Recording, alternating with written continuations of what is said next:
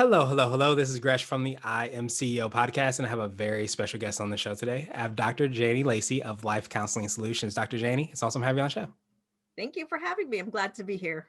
No problem. Super excited to have you on as well. And before we jumped in, I want to read a little bit more about Dr. Janie so you can hear about all the awesome things that she's doing.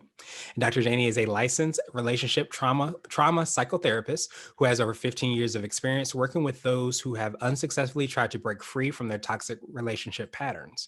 By addressing the root issue of their suffering, Dr. Janie creates breakthrough experiences from the inside out, allowing her clients to finally find peace within themselves they have so desperately longed for in their life. She is the founder and CEO of Life Counseling Solutions based in Orlando, Florida. Dr. Janie, are you ready to speak to the IMCO community?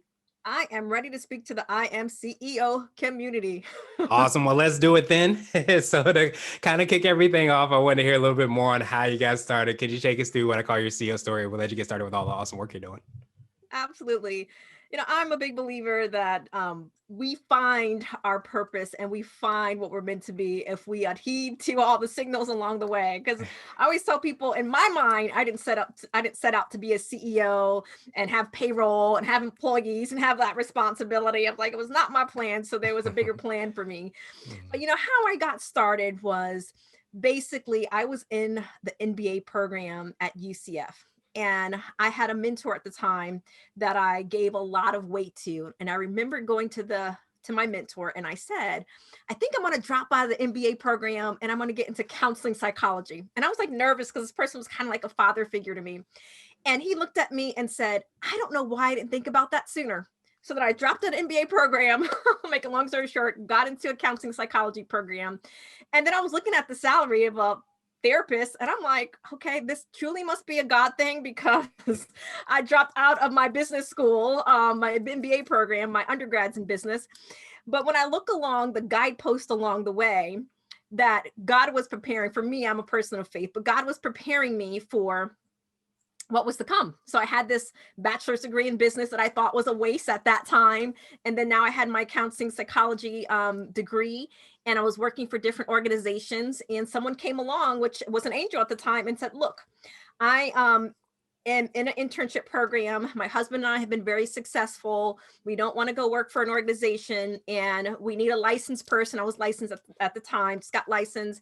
And we'll build out your office in one of our commercial properties in Orlando so that you can just be on site so that I can practice and not have to have go into an agency. So make a long story short, those 2 years had enabled me to kind of get a little bit of running my own business and figuring it out. And then after 2 years, I was able to expand to what Life Counseling Solutions is now, debt-free, hired therapists, all these other things. So I think when we listen and we allow ourselves to let people pour into us along the way, we get exactly to where we need to get to. Because at that time, I had my undergrad in business, doing counseling psychology. I was reading leadership books by John Maxwell. I don't know why I was reading those books back then. I just liked them. But when I look along the way, everything was preparing me for my future.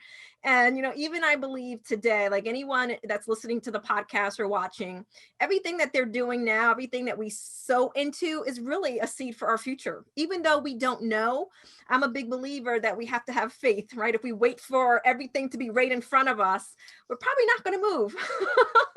So it was a faith journey for me. And that's how I got started. Nice. Well, I definitely appreciate you for telling us all about that and reminding us of that because I'm really big into understanding that we all have a purpose, we all have something that's God given for each of us, and I think the more that we take the steps, sometimes when we're not sure exactly what the steps are or how they're going to align, that's when we show our faith. But it also starts to make sense sometimes when we look back and say, oh, that's why I decided to do this, or that's why I read that book, or I had this mentor. Things start to align when you have that faith and you start to take those steps. Absolutely. And I believe when we get into alignment and when we are where we need to be, it doesn't necessarily mean being a CEO every day is easy, right? And for the most part, I think people glamorize certain positions or certain leaderships, and it's not that fun, right? You have to make a lot of tough decisions. You have to sacrifice time. You have to sacrifice, time, or even holidays. Sometimes there's holidays where I'm at the office, and you got to do a lot of the grunt work. But I think sometimes people get stars in their eyes, or they get caught with these titles. And I'm not saying there isn't benefits to being in leadership, or to be a CEO, or to be an entrepreneur. But I think sometimes people don't realize that you gotta pay your dues. You gotta put in the work, and Mhm. you still put in the work, but you do the work so that you can, not only have a better future, but you also understand that you're walking and you're moving in your purpose. And when you do that, time is time, right? Yeah, yeah, absolutely. And you get to make a really big impact. But I love that you said that, because I think so many times there isn't like I guess the holistic or the full story of what it takes and what you have to do and the sacrifices that people can make. And I always remind myself of this quote I always hear where the secret to overnight success is it takes 10 years. And we always see that overnight success. We see the person that's doing all the great work. We don't see the 10 years. We don't see the ups and downs and the rounds and rounds and all of those things to get there. We just see that part. And I think we're doing, ourselves a disservice and so many other people if we don't talk about that and let people know this is exactly what it is. Exactly. And I think, it's important that when we build along the way, as we're sacrificing and we're doing, it just really prepares you to be the best leader, and it prepares you to be in the position where it's kind of like, I get the picture in my mind where you have these broad shoulders, where sometimes you just got to bear Mhm. stuff that other people don't see you're bearing. And, I think a lot of times when we do that, it kind of gets us more clearer. We learn along the way, and it just really positions us to be the best CEO, the best leader, and being in the best position of entrepreneurship, so that we can, because for me, I'm a big believer in holding up the ladder for those that are coming behind me. And when I'm doing that, life experience also gives us the wisdom, and wisdom is not just life experience, but as we learn the lessons along the way, to be able to have the wisdom to hold our hand back, to pull people up, Mhm. and not be threatened if they go farther and faster than we do, right? Because sometimes I Yeah. believe that I learned the lesson so that those behind me can get there faster and further, because I planted a seed along the way. So when you know your purpose, you don't get threatened. You're able to hold people up, and you also know that there's never going to be a Janie Lacey, in that sense, that we are our secret sauce in our business. Yeah, absolutely. And I was going to ask you that. I want you to hear a little bit more about, exactly how you work with your clients, and if that is what you feel is in fact the secret sauce, the thing you feel kind of sets you apart and makes you unique. Well, I have three hats. So the main hat is being a psychotherapist working in my practice, and healing in the healing space. It comes for me in three pillars. The first pillar is our mindset. Our Mhm. mindset prepares us for the second, which is the inner work. Sometimes it has to do with childhood. Sometimes it has to do with our toxic patterns, limiting belief systems, and then the body work. When we have experienced trauma, our body also keeps the score. Our nervous system, there's something called polyvagal therapy. So those three pillars is how I work with my clients, not only individually, but in relationships and group. And then I also am a faculty member for the International Institute of Trauma and Addiction Professionals. So what that means, to you and to the viewers and listeners, is that I teach other therapists how to work with, in particular, women and trauma, because it's not for the faint of heart, right? It's like you're Yeah. going out to the battlefield, and I got to make sure I'm armored up and Right. know what I'm dealing with, in that sense. And it does take those three pillars along the way. Yeah, that makes so much sense, and you brought up a really big point because I think so many times, especially obviously in the work that you do, but in so many ways we're giving so much of ourselves that we often sometimes forget that our cups are full, forget that we're taking care of ourselves, not just in a selfish way, but just so that we are able to be our best selves when we are serving the clients that we're working with. Absolutely. And we have to be far enough away from the clients that we're serving, but yet relatable to them to really make a difference. And, a lot of some, not all, but some of the women, I can relate to their struggles. Some of them are CEOs themselves, they're Mhm. C-suite, they're entrepreneurs, they're successful by society standards, but they have challenges in personal relationships because of things that are unhealed, inside of them, right? So having my own healing journey, and also being a CEO, someone that does very very well in that sense. So I'm able to relate with them on that sense, so they can trust me, right? Because of Yeah. the receipts, so to speak.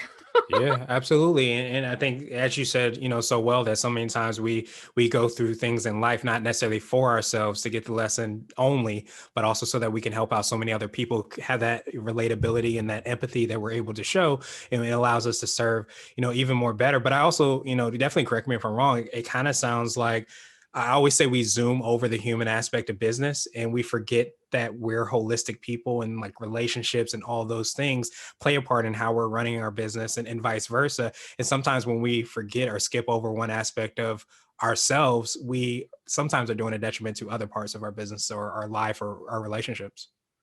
If we haven't learned anything from what we've gone through in 2020, that is relationships matters more than ever, right? Mhm. So our health, our relationships, because when you think about so many stories that I heard where people found themselves alone, right? But they were all about business. They were all about focusing on tasks and things that they were doing, but nobody was sending groceries to their house. Nobody was checking in on them.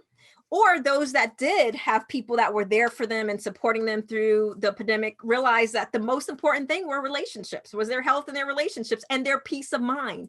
So when we think about CEOs and being entrepreneurs and business owners, you cannot replace, there's that saying, your net worth is your network, your network Mhm. is your net worth, right? It really is Mhm. true, right? It's priceless. Is who you know, who's there for you, who can help you with resources, all of those things. So, as we continue to walk in 2021, I say build your network.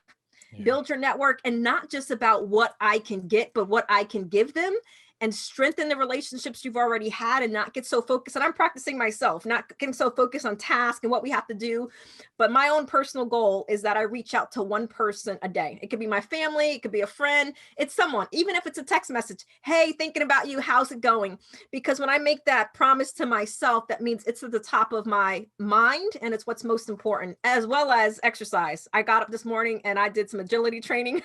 Yes. That's why I haven't had any coffee yet, because I was taking care of my physical health. So I think all those things matter for us as us CEOs and entrepreneurs. Yeah, absolutely. Those things are definitely huge. And I love, you talked about that relationship piece, because I think, definitely during a time, like this, and we're still, kind of in it going into 2021, it's just understanding what truly, truly matters and being able to kind of be reminded of that. And it kind of sounds like those are hacks that you do, CEO hacks, things that make you more effective, efficient, is that working out and making sure that you're checking in on somebody on a regular basis.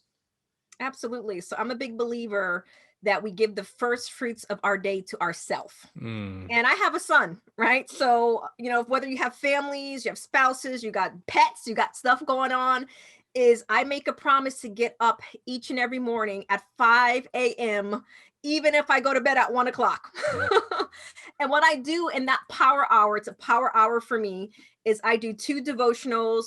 I journal about those devotionals. I write my gratitude list, and then I do some type of stretching or exercise.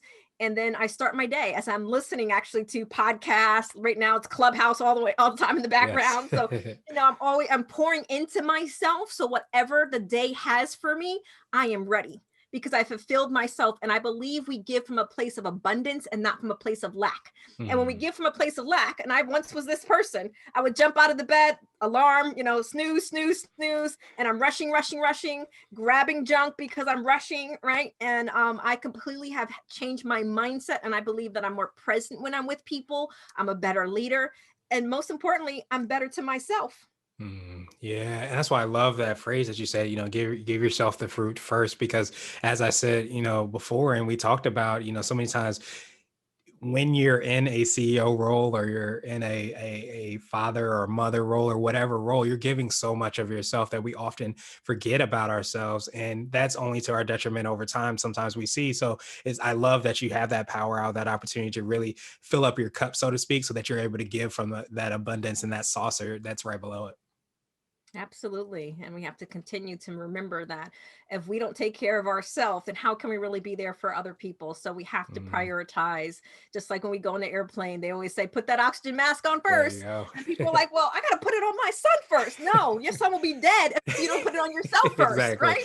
Not You know, just your son, metaphorically. yourself too, because that's why you got to put them both on. So that's absolutely right. And so, what would you consider to be what I call a CEO nugget, which might be a word of wisdom or a piece of advice? It might be something you would tell a client, or if you were to hop into a time machine, you might tell your younger business self. No, when I go back into a time machine, I like that question. And I would tell my younger self, I would tell myself to get support along the way. And asking for help is not a bad thing.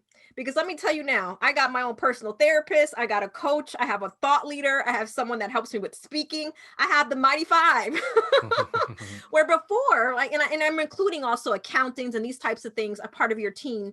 Because I look at my younger self, I'm trying to do everything. I'm trying to be my accountant, my manager, I'm trying to figure out like all this marketing, all these other things. And I'm like, I was like insane. So get the help that you need and do not be afraid to invest into resources because it will. When we talk about that hack about holding people up, it'll get you there faster and it'll get you there farther if you feel like you don't have to know it all and you don't have to do it all. You save your energy for what you do best and you outsource the rest. That would be my Nice.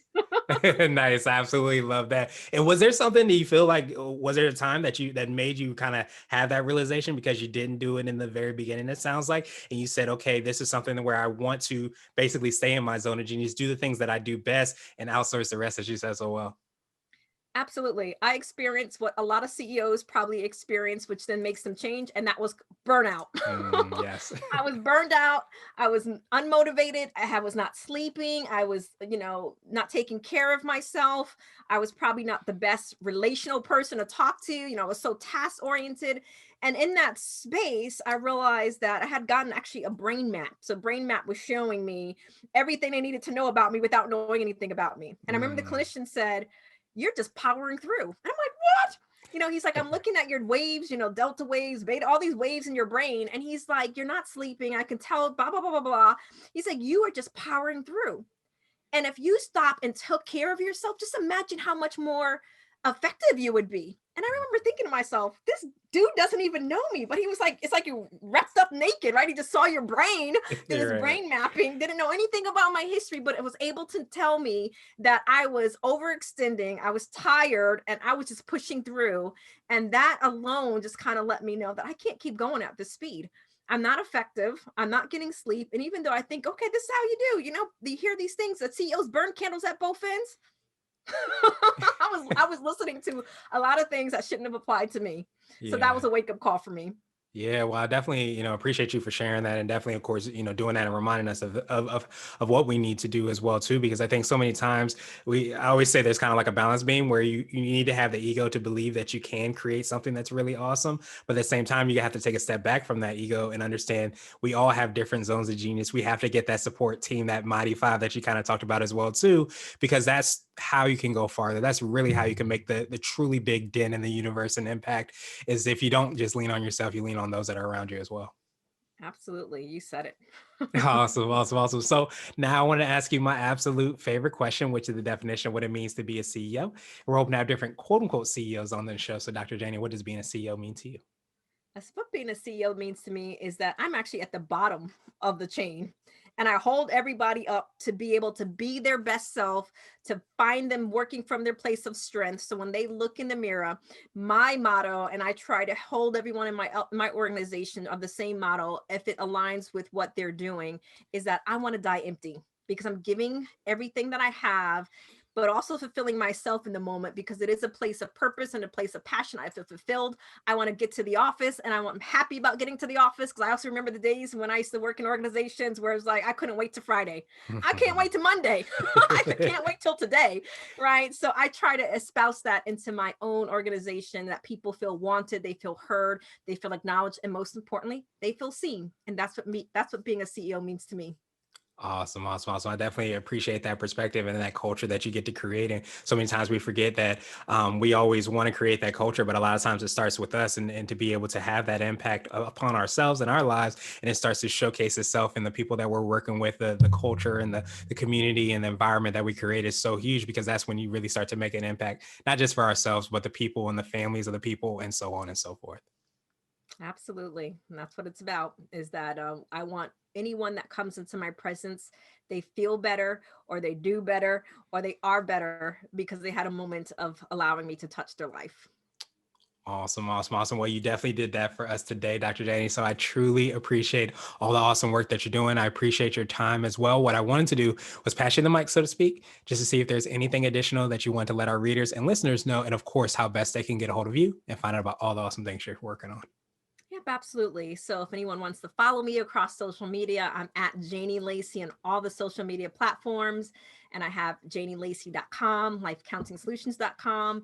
At the end of this month, I'm releasing my digital course, Woman Redeemed. It's a step-by-step game plan to end toxic relational patterns. So I'm going to have some lives and masterminds across that. So if anyone is interested in that. And then my show, Let's Talk About It with Janie Lacey, also kicks off at the end of this month. And I have some celebrity guests already booked: Grant Cardone, Chris Winfield, Jen Gottlieb, Montel Williams. So have some great things coming up this month. So follow me and be along on the journey with me. Awesome, awesome, awesome. Thank you so much, Dr. Janie. We will have those links and information in the show notes as well, too, for the podcast and the course and all the awesome things that they're working on. But I appreciate you so much for bringing us so much light and positivity and energy into this podcast and this show. I appreciate you so much, and I hope you have a great rest of the day. Thank you. You too. Thanks for having me.